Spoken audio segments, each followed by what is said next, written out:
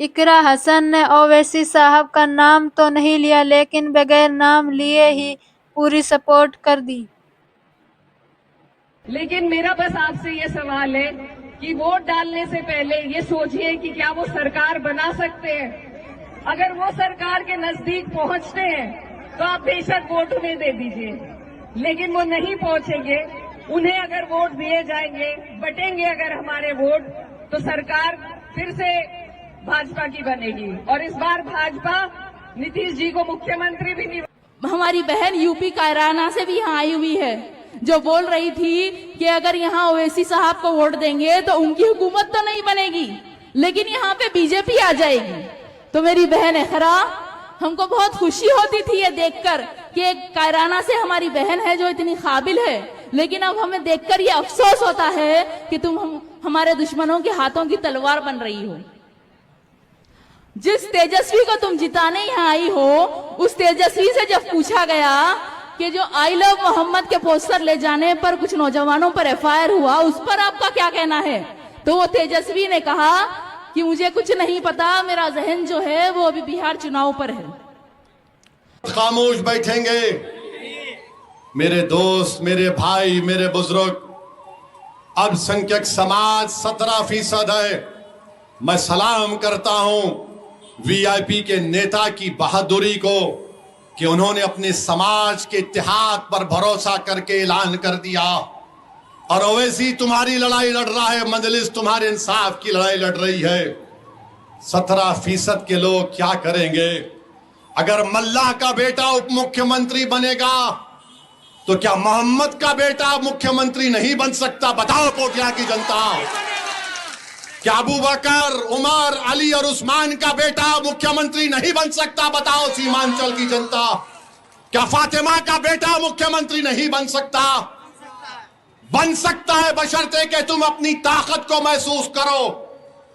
ये जालिम लोग आकर हमको डरा डरा कर दिमाग में बात डाल देते हैं, अरे नहीं होगा, नहीं होगा। मेरे भाई, जब बच्चा चलना शुरू करता है तो बड़े क्या बोलते हैं, उसको चलने दो।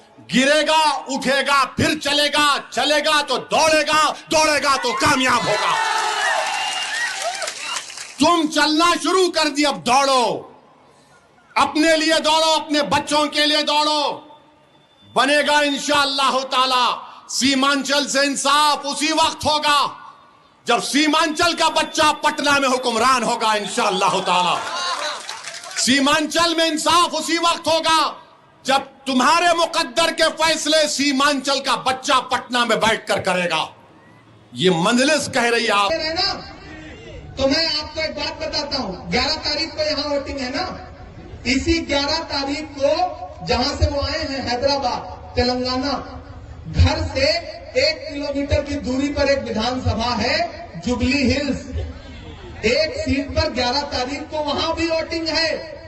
वहां से कांग्रेस का कैंडिडेट है नवीन यादव। उसके लिए यही मोहतरम घर घर जाकर के वोट मांग रहे हैं।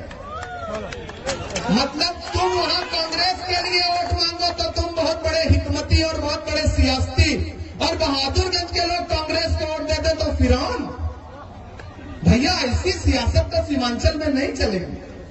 आप दरी बिछाओ हुकूमत की, चूंकि कांग्रेस की हुकूमत है तो आप बहुत बड़े हिकमत वाले आदमी। और बहादुरगंज के प्रोफेसर मुसब्बिर आलम साहब, डॉक्टर जावेद साहब, अंजार भाई महागठबंधन की सरकार बनाने के लिए एक एक वोट को एकजुट करें, तो ये दरी बिछाने वाले लोग हो गए। ये गाली नहीं है तो और क्या है? बताइए मुझे, कौन सी कयादत खड़ी कर रहे हो आप? प्रोफेसर मुसब्बिर आलम को हरा करके किसी और को जिता करके कौन सी कयादत खड़ी कर रहे हो आप? मास्टर मुजाहिद को हराना चाहते हो? जिन असरारुल हक साहब की बातें करते हो भाषणों में, उनके बेटे को हराना चाहते हो? अमौर का बेटा जलील मस्तान को हराना चाहते हो?